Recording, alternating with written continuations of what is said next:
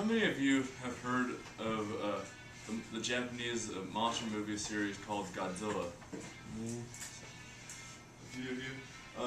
For those of you who can't read Japanese, that says Gojira, which is the real name of Godzilla, but the Americanified version is Godzilla. And the music you hear is the theme song for Godzilla. A lot of you see Godzilla, you might have seen him as this mean monster that comes into Tokyo and blows up buildings.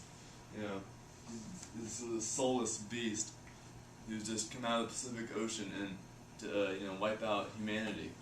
But in reality, Godzilla is a hero, more so than these guys. Yeah, Sideswipe is pretty cool. Transform into a Corvette. War Machine has a shoulder-mounted minigun. That's nice. But what all these people are lacking is the hero's journey. They don't follow that.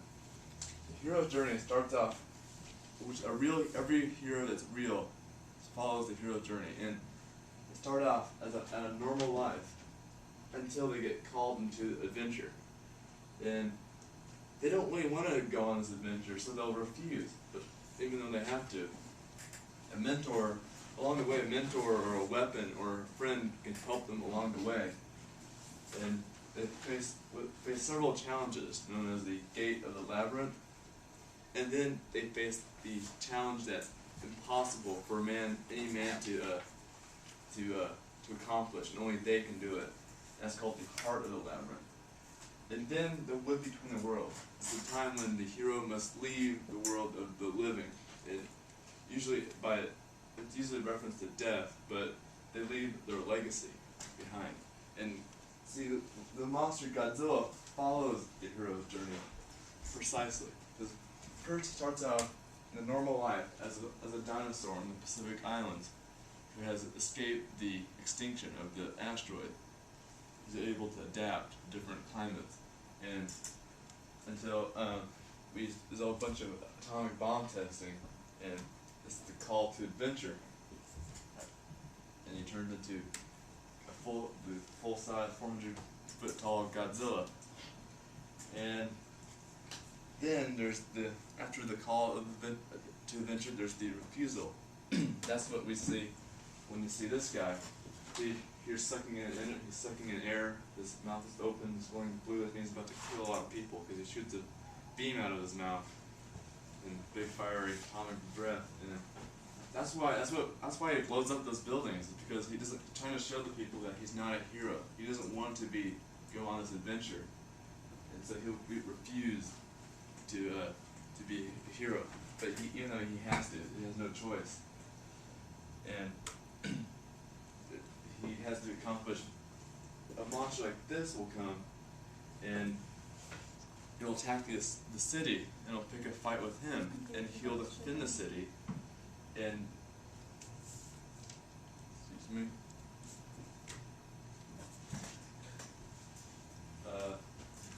And they'll pick a fight with him, and he'll end up defending the city, and the people will end up dependent on him to protect their city. And some of the monsters might be a little harder than expected, but where the mentor and the friend and the weapon ally comes in play. So here he is, shaking hands with his friend, the Jet Jaguar. This is the theme song for Jet Jaguar. But then, as I mentioned, there's the Heart of the Labyrinth. Now, this monster may look like any other monster, but he's actually scarier than he looks. And what's different about this one, his name is Destroya, and the way he's created like Godzilla from a super weapon, but not just any super weapon, the super weapon that was invented in order to kill Godzilla. Instead of killing him, it creates this monster, which picks a fight with him. So it's a weapon it's the spawn of a weapon capable of killing Godzilla, and Godzilla's the spawn of a nuclear bomb. So basically, it's two super weapons going at it, and this one has upper hand because it can kill Godzilla.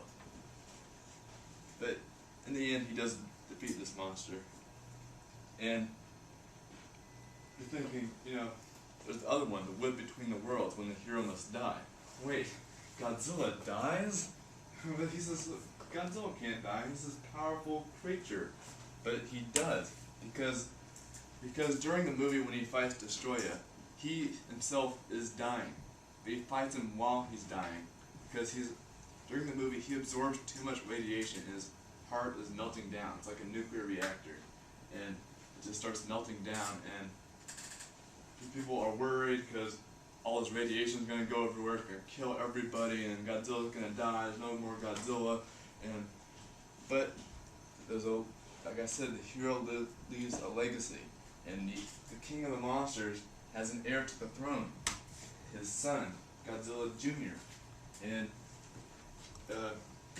the monster Destroya I mentioned earlier had fatally injured his son during the movie, and when he dies, the radiation gets released and it restores him to perfect health. So it's sort of the ultimate sacrifice to save his species. That's which makes him more heroic than any hero you'd think of than the ones I showed earlier. So Godzilla really is a hero, not a villain.